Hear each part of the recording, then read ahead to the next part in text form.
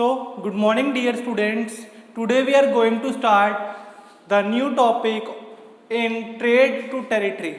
The topic will be East India Company began trade in Bengal. कि किस तरह से ईस्ट इंडिया कंपनी ने बंगाल में व्यापार करना, ट्रेड करना स्टार्ट किया. इम्पॉर्टेंट टॉपिक है. हमने इससे पहले पढ़ा था कि ईस्ट इंडिया कंपनी इंडिया में कैसे आई और उसने जो बाकी जो कंपनीज हैं, बाकी जो आपके ट्रेडर्स हैं, उनको इंडिया से दूर कैसे किया था. ठीक है, उसके बारे में आगे भी फर्दर स्टडी करेंगे. लेकिन अभी का जो टॉपिक है हमारा स्टार्ट करते हैं. तो सबसे पहले बात क्या आती है, देखो यहाँ पर जो ईस्ट इंडिया कंपनी है उसने अपनी जो फर्स्ट फैक्ट्री थी वो हुगली रिवर के पास में बनाई, यानी हुगली रिवर जो है उसे किनारे.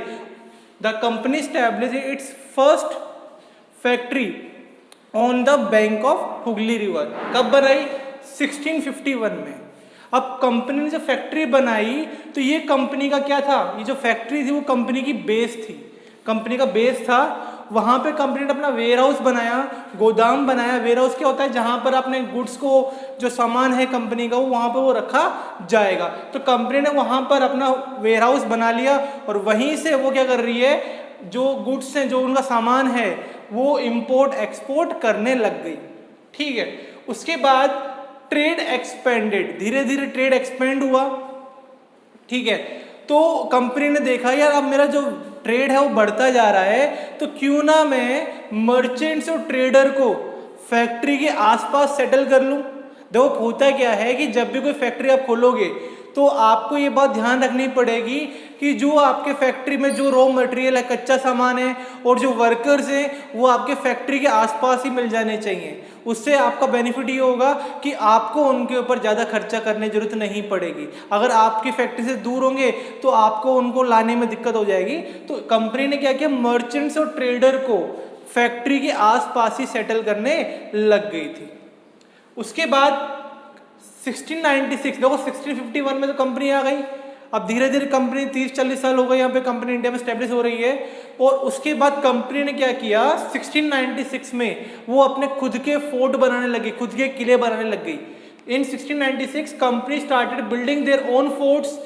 ठीक है, खुद के फोर्ट्स बना रही है, खुद के किले बना रही है, ताकि वो कंपनी ये चाह रही है कि मैं अपने जो फैक्ट्री है और जो उसके ब्रिटिश ऑफिसर्स है उनको प्रोटेक्ट कर सके, यानी उनको थोड़ा सा मतलब क्या है, उनको प्रोटेक्शन देना भी जरूरी है. तो कंपनी ने क्या किया, अपने खुद के फोर्ट्स बनाने लग गई, किले बनाने लग गई, अपने फैक्ट्री के आसपास किले बनाने लग गई थी, बाउंड्री बनाने लग गई थी कंपनी.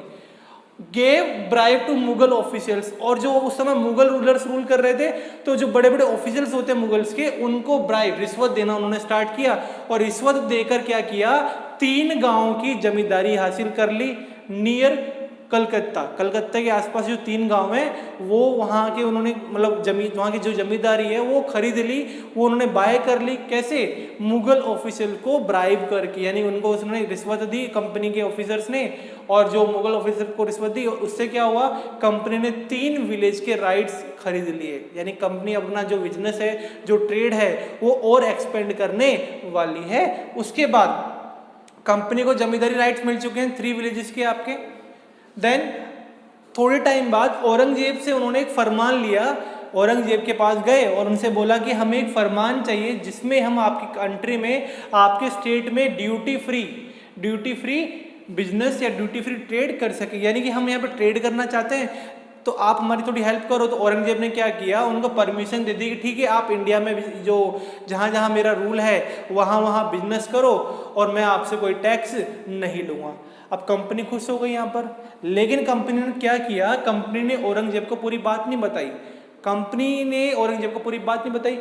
कंपनी को जो औरंगजेब ने राइट्स दिए थे कि आप इंडिया में कोई भी सामान ला के बेचोगे उस पर मैं आपसे टैक्स नहीं लूँगा, लेकिन कंपनी का इरादा कुछ और था. कंपनी क्या करती है, कंपनी बेसिकली इंडिया में आई क्यों थी कि इंडिया से कॉटन और सिल्क और स्पाइसेस वगैरह हैं वो यहाँ से सस्ते दामों में खरीदेगी और इंग्लैंड में ले जाके बेचेगी.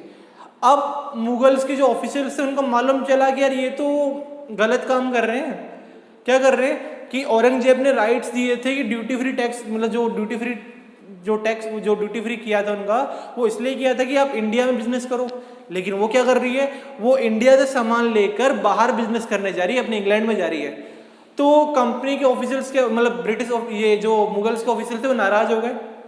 अब इस चीज को लेकर उनमें लड़ाई होना स्टार्ट हो गया था।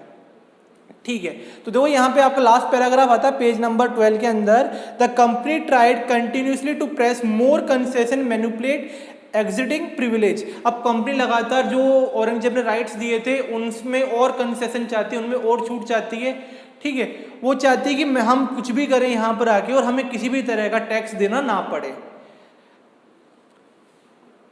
But officer of company who are carrying on private trade on the side, जो मैंने बताया ना, हम कंपनी की ये जो कंपनी के जो ऑफिसर्स थे वो खुद का प्राइवेट ट्रेड करना स्टार्ट कर चुके हैं और वो 1 रुपए का भी टैक्स देना नहीं चाहते हैं।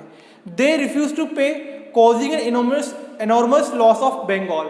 और यहाँ पर बंगाल में जो क्या होता है ना, राजा टैक्स इकट्ठा करता है, तो राजा ने तो ये बोला था कि आप इंडिया में आके कुछ भी करो बिजनेस तो आपको टैक्स देना नहीं पड़ेगा, लेकिन कंपनी यहाँ से लेके जा रही है बाहर सामान, तो यहाँ पर उनको लॉस होना स्टार्ट हो गया। किसको? मुगल्स को लॉस होना स्टार्ट हो गया, बहुत ज्यादा नुकसान होना स्टार्ट हो गया था आपका। तो यहाँ पर उस समय जो बंगाल के जो नवाब हैं मुर्शद कुली खान, इन्होंने प्रोटेस्ट किया, इन्होंने उनके अगेंस्ट में आवाज उठाई कि ये चीज गलत है। तो आने वाले टॉपिक में देखेंगे कि मुर्शद कुली खान क्या करते हैं और ईस्ट इंडिया कंपनी इसका जवाब कैसे देती है।